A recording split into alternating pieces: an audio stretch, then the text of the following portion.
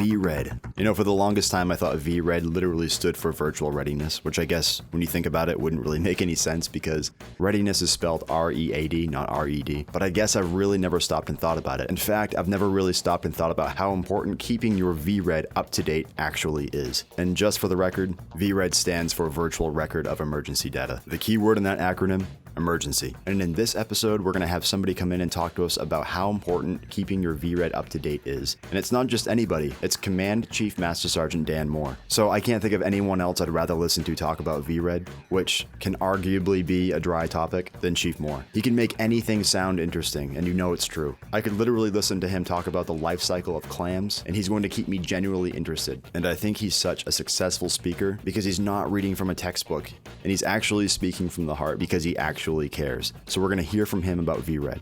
V-R-E-D. This is episode 25 and a half of the MAINEiac radio show, and I'm your host, Tech Sergeant Andy Sinclair with the 101st Public Affairs Office here in Bangor. Now, before we move on to the interview, you're probably wondering why I'm calling it episode 25 and a half.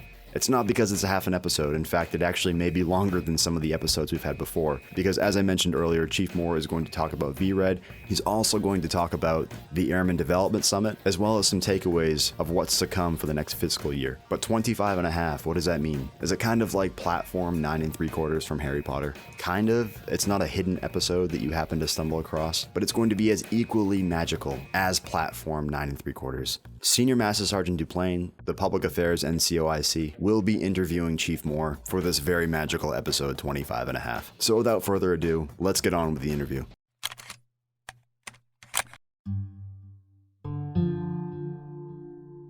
So today I have Chief Master Sergeant Dan Moore with me. What did you have to talk about today? Thanks, John. Wanted to take a moment to talk about our requirement to keep up with certain records. An important record in this case is the virtual record of emergency data. I've mentioned in some recent discussions that oftentimes I have folks in my office that we're trying to solve some problems with them and for them. And what is particularly disheartening is when we're working to solve a problem that they had a fair bit of control over. In the case of the record of emergency data, it is the individual's responsibility to ensure that that record is kept up and kept accurate. Should there be an event such as a serious illness or in the case of death of a service member, it is our source document for proper notification of next of kin. As you may be aware, there is a requirement to at least annually update that particular record. Also, whenever there are any significant changes in one's life, whether that be marriage or divorce or birth of a child or even a change of physical address of you or next of kin, it is vitally important that we get that information in a very timely fashion, recorded appropriately in the individual's record of emergency data. Monthly, there is a report completed by our FSS identifying those folks that are currently overdue in updating that record. I took a quick look at that, and we are doing fairly well when you look at our overall numbers, but we still have a little better than 100 folks who are not current, and several of those records extend back almost 3 years ago. So it's important that we are aware of our requirement to stay current. That became clear to me when I had an occasion to talk to a peer of mine from Washington State who was down to observe the PT assessment of a friend of hers in the unit. The individual crossed the finish line and stumbled and fell, which perhaps was not unusual. She said that he was prone to clowning just a little bit, but when she approached him, he was still lying on the ground, and he had a look on his face that told her something was different, and he grabbed her by the ankle and said, "Please don't leave me." Long story made short, once the EMS folks were notified and arrived on scene, as they were working with him to assess his condition, his eyes rolled back, he lost consciousness, and they were unable to save him. That in itself is a sad story to relate, but what was even more difficult to hear was this individual was drilling in this state from another state and had recently been through a divorce. That information was not current on vRED, which meant the organization had an extremely difficult time in getting that notification to the appropriate family members. Additionally, he was known to bring a younger child, his child, to drill with him. In addition to his vRED being out of date, his family care plan was not updated. What the unit had was his cell phone and no idea where his child might be in daycare, and they were left simply to wait for his phone to ring, assuming that his daycare provider would eventually call to find out if he was going to be picking up his child anytime soon. So it brings home the need for us to control the things that we can control. And so I encourage each and every one of our members to be aware of their requirement to update both their vRED and family care plans. The vRED can be accessed through the MyPERS website. Now, it seems like that's something that we could get in the drill and be busy and just kind of get that filled out fairly quickly and not really pay attention to that.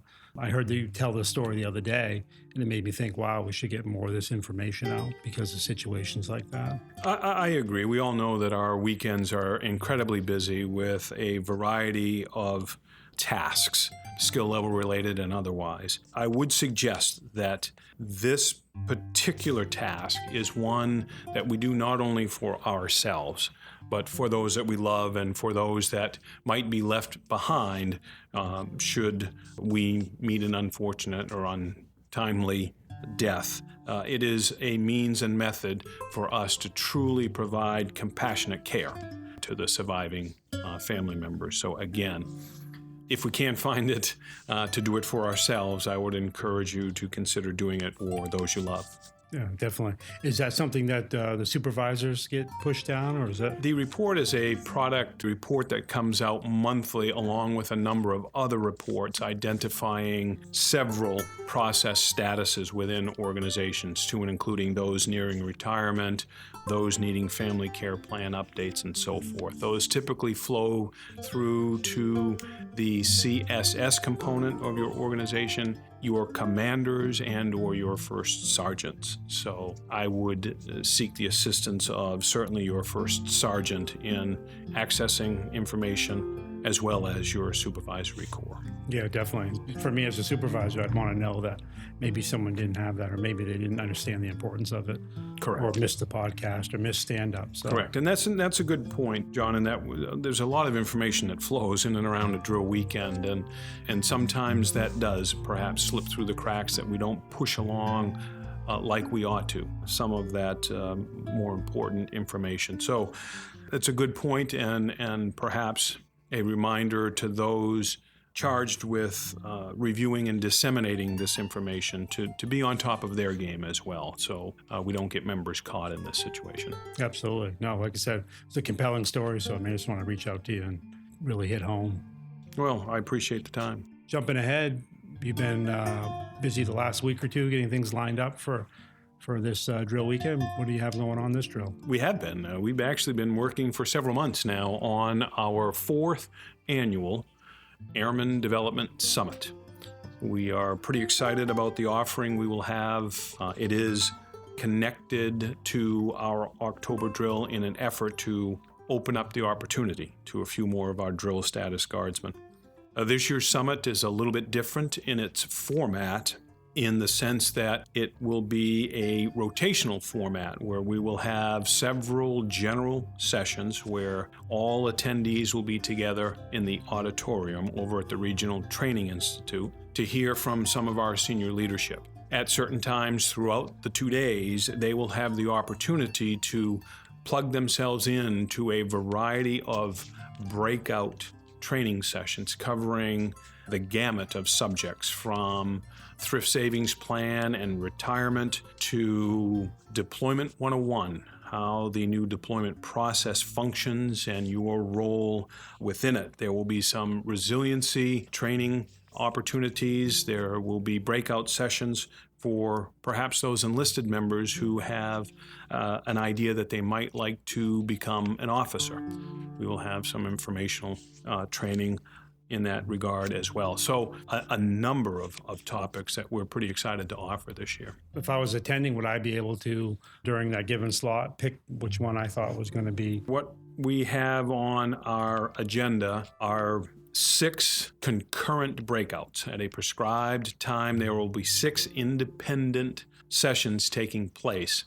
And you can, as an attendee, plug yourself into any one of those 6. If you happen to have a couple of sessions that you'd like to attend that are occurring at the same time, those sessions will repeat throughout the day. So if you miss it during this time frame, you can catch it during the afternoon time frame. So we're in hopes that that will entice a number of folks to come on out and to receive this training. In addition to the breakout sessions themselves, we are fortunate enough to have coordinated with the TAG, General Farnham, who is holding a commander's call on Friday of the summit. That commander's call will take place at the RTI as well, and we have scheduled a networking lunch at midday, which will be a burger burn actually for us, so we're excited about that. And that will be an opportunity for not only the attendees to network with one another, but for them to also network with the leadership here at the 101st. So we're excited by that opportunity. Oh, that's really cool. I attended a photography, it's the National Press Photographers Association. They have a 3-day course similar to that. And again, they have general sessions, and they had these breakout sessions, and you could go in and focus on a couple different specialties, or if you want to hear a guest speaker talk about website management, if you want to talk about working with recorders, if you want a camera.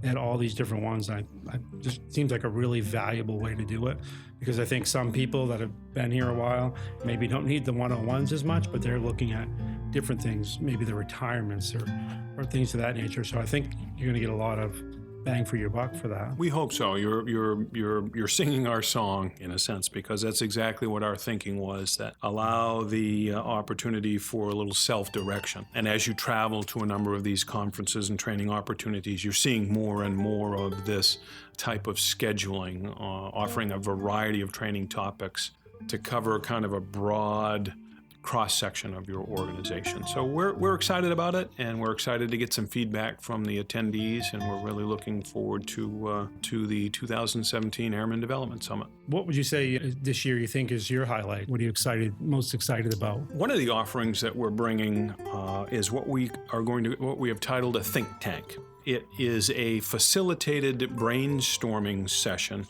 that will be stratified. One of the sessions will be aimed at the E1 to E4 grade, the second being E5 to E6, and then the third being E7 and up, including our officer corps. The idea behind the think tank is it will be a facilitated brainstorming session seeking potential solutions to real-world issues that we face here in our organization. So it's a great opportunity for airmen to participate in potential solutions to issues and problems that we experience on a regular basis. So again, if I'm a young airman in this organization, I am going to look forward to being asked my opinion and being able to offer potential solutions for consideration. So one of the think tank sessions is something I'm fairly interested in. We have a breakout on leadership and the perspective of one of our squadron commanders on his idea about leadership. And again, that will be one of our stratified training sessions aimed at particular groups at particular times. We're also excited to be able to offer, again, the Air National Guard Technical Education Center personnel coming to offer a professional bullet writing course. We have offered this course here on base this last July. It received some very good reviews, and we're fortunate enough to have those individuals returning to Bangor to offer that course again at the summit. I'm excited to hear from our senior leadership. One of the things I'm I'm looking forward to as a general session is we have a group commanders panel set up. All of our group commanders, to including our 2 squadron commanders from South Portland, and available to attendees to address in a town hall format issues regarding challenges they face and their priorities as an organization. So I think it'll be a good enterprise perspective view of the Maine Air National Guard, and I'm looking forward to that as well. Yeah, no, sounds very exciting. Seems like it's a lot more of a two-way dialogue. And that's what we hope for. We hope that this is not just a sleeper dome 2 days at the RTI where we stuff you in an auditorium and we just throw a lot of stuff at you, and 10% of which you'll ever remember 3 days from now, right?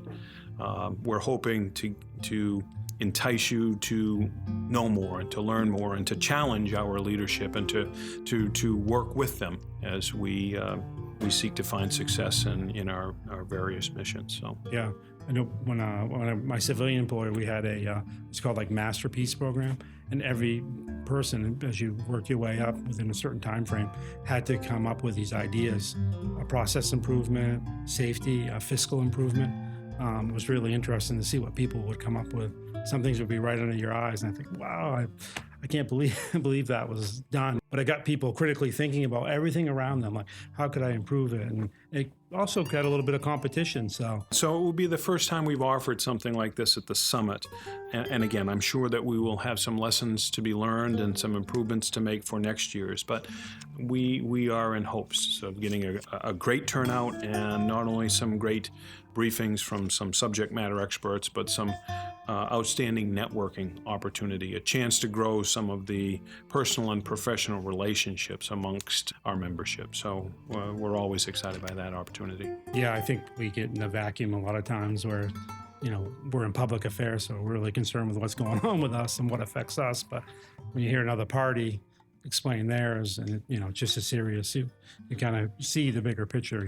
It's very common, especially with an organization as operationally engaged as ours is and has been over the years. It's easy to come in and get your head down and not take the opportunities to get to know one another, in a variety of ways. So, as a wing command chief, anything you want to add or say about the new fiscal year? Well, again, it's much like I said at the start of my talk. Control the things we can control. Remain focused on what they can control. We need our people to be on their game, on their A game, and that requires folks coming in, staying focused, getting themselves fully prepared to be the very best that they can be in their particular career fields, to make themselves ready and to keep themselves ready to perform their mission where and when called upon. So our role in leadership is to kind of quell some of the distractors and create that environment where folks can come in and stay focused on preparing themselves and keeping themselves ready. Certainly this year we're going to be looking at some new challenges perhaps that we have not faced, or at least to the degree that we are going to face them this year. But one thing I am certain of, I'm certain of two things. There are a lot of questions moving forward. There are a lot of challenges. But I have been a member of the Maine Air National Guard for now over 35 years. And one thing I can say with a great deal of confidence is there has never been a challenge that we have faced that as a family we have not been successful in facing. I know that there are a lot of challenges. I know that individually there are going to be some pressures put on airmen and families that perhaps we haven't seen in our past. But I am quite confident that we have the personnel to handle it. We have the resources to support those personnel. And as long as people come in and take control of those things that they have control over, we will be successful. I think very confidently that we will look back at this year and say, well done. Well done. We were thrown a lot of challenges, and we faced a lot of challenges, and we continued to carry that MAINEiac tradition around the globe in doing so. I'm excited. I'm excited by the challenges and the opportunities that they present to us. Seems like it's going to be an exciting time for people to step up and assume new roles and and do new things. And along that same thought, I pulled some demographics recently just to take a look at what we look like in the wing. Of interest to me was I was looking at the number of folks that have met military retirement gates, 20 years time in service and time in grade and a few of those things. Of those folks that had met retirement gates, 120 enlisted and 25 of the officer positions were full-timers. Now, what that tells me is if you think about those numbers, we employ roughly around 400 people on a full-time basis. If nearly 145 of them have met or are very near to retirement gates, that tells me there is a significant shift coming in our workforce, that as that many people ascend through the top of the organization and move on into retirement, that is quite a ripple effect through the organization, that there will be positions opening up across the board as full-time positions open, and in some cases they're filled by drill status guardsmen. It's quite a domino effect. The takeaway for me, and what I'd like to convey to all our airmen, is be ready. Be ready. When you have an opportunity to take a course, when you have an opportunity to complete a CDC, when you have an opportunity to complete that core task training, take it. Take it now and make yourself ready now. You simply do not know when that opportunity is going to arise, when your organization needs what you bring to the fight. And if you wait to get yourself ready, you wait for the opportunity first, you're not going to be ready when the organization needs you. So be aware of what the next step is in your career plans. Know what school is needed, know what training opportunity you have, and work with your chain of command to get that, and to get that sooner rather than later. Good idea. Well, I certainly appreciate you taking the extra time. I know I grilled you a little bit on some other issues, but I know you're good for it as well. So always a pleasure. But I think it's a lot of good information. Thanks, my friend. Have a good day.